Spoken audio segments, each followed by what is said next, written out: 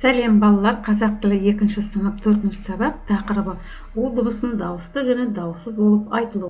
13-ші жаттығу кестедегі сөздерді оқы. Дауыстыны бар сөздерді бір бөлек, дауыссыз у бар сөздерді бір бөлек. Сурет, елу, сосын шуа. Сөздердегі у дыбысының қандай жағдайда дауысты, қандай жағдайда дауысты болатын туралы қорытынды жаса деді. У дыбысы мынандай жағдайларда дауысты болады. Егер ол дауыссыз дыбыстардан келсе, мысалы сурет, елу, сосын шуақ дегенде, онда ол дауысты дыбыс болады екен. Егер ол дыбыс дауысты дыбыстардан кейін келсе, мысалы дәуіт, егеу, әуен, бауырмал, мысалы онда ол дауыссыз болады. Сөздің басында келіп, өзінен кейінгі дауысты дыбыс тұрса, мысалы уық, уақыт, дауыссыз болады. Немесе сөз басында у дыбысы келсе, одан кейін дауыссыз дыбыс тұрса, мысалы улы деген, онда ол дауысты болады екен. Мына ережені естеріңізге сақтап алыңдар балалар. 14-ші жаттығу мәтінді түсіну оқы. Сәуле өздерің сияқты 2-ші сынып оқушысы. Ол сәнді киінгенді ұнатады. Әсіресе қуыршағына түрлі киім таңдап, әдемі киіндіргенді жақсы көреді. Бүгін қуыршағына қазақтың ұлттық киімін кигізбекші. Бірақ бас киім таңдауда қатты қиналды. Ол ойлана келіп қуыршағына төмендегі қандай бас киімді кигізеді екен? Болжап көрейік. Қыз балаларға мінекей өздерің көріп тұрғандай қазақтың ұлттық киімі, яғни бұл жерде тақия немесе сәукеле. Сондықтан біз 2 мен 4-ті таңдадық.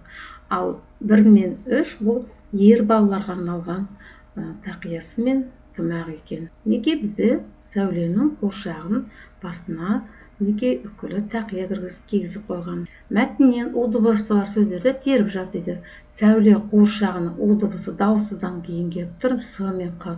Сондықтан ол дауысты болады.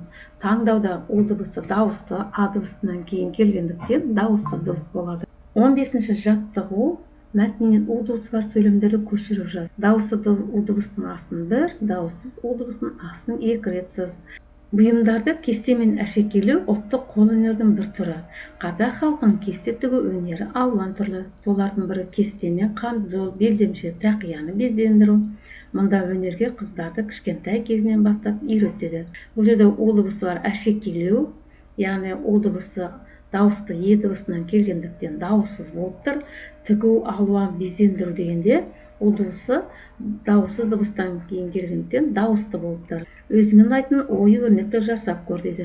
Қамзол, тақия дегенге балалар мағлұмат берейік. Қамзол әйелдер мен қыздардың киімінің сыртынан немесе көйлек үстінен киетін жеңіл киімі. Тақия ерлердің де, әйелдердің де, қыздардың да басына киетін жеңіл бас киім. Өзіңнің айтын біз еңбек сабағында осындай ойы құрастыруға болады екен. 16-ші жаттығуда кестен тиісті сөздермен толықтырып жаз дейді.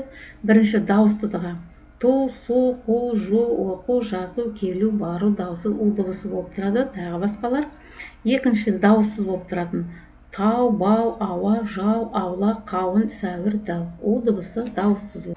Балалар, бүгін біз у дыбысының дауысты және дауыссыз екенін айырмашылығын айтып өттік және қазақтың ұлттық киімдерімен таныстық. Сабақ аяқталды.